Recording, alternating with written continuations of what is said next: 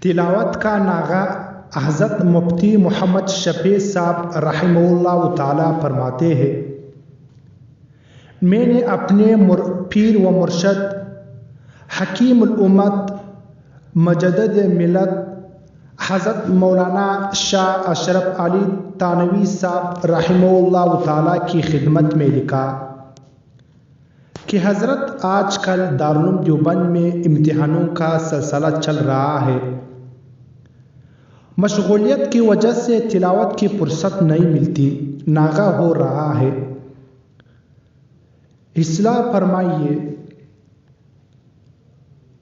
حکیم الامت حضرت تھانوی رحمہ اللہ تعالیٰ کی طرف سے جواب ارشاد ہوا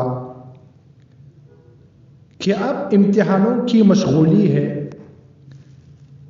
جب امتحانوں سے فارغ ہوں گے تو کوئی اور کام سامنے آ جائے گا کہ اب اس کو کر لے، یوں ناغوں کا سلسلہ چلتا رہے گا اور عمر بھر فرصت نہیں ملے گی۔ جو کام کرنا ہے اسے ہر قیمت پر بروقت کیجیے، اس میں ناغہ نہ ہونے دیجیے۔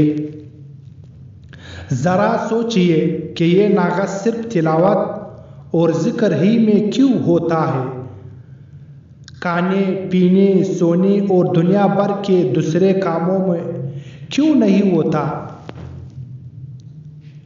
اصل بات یہی ہے کہ فکر نہیں ہے، بے فکری کی وجہ سے دینی کاموں کا ناغہ ہو رہا ہے۔ دنیا کے دندوں کی چونکہ فکر سوار ہے، اس لیے ان کا ناغہ بھی گوارا نہیں۔ اگر کسی کو ماہانہ تنخواہ ملتی ہو اور کام میں ناغہ کرنے پر تنخواہ کٹتی ہو تو کیا کبھی وہ ناغہ کرے گا؟ نہیں، کبھی نہیں کرے گا۔ خواہ خود بیمار ہو جائے، خواہ ابو بیمار ہو جائے یا بیوی بیمار پڑ جائے، بچے پریشان ہو، گھریلو پریشانی ہو، کچھ بھی ہو جائے، ناغہ نہیں ہونے دیتا۔ دنیا فانی کی خاطر اتنا اہتمام، ایسے فکر، لیکن دین کی قدر اتنی بھی نہیں۔ کیوں؟ اے میرے بھائیوں، تلاوت کا ناغہ نہیں کیا کرو۔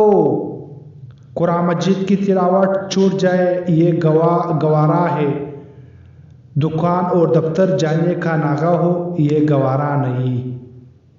فکر کیجئے میرے عزیز بھائیوں، تلاوت کی پابندی کیا کرو، تلاوت کا ناغہ نہیں کیا کرو۔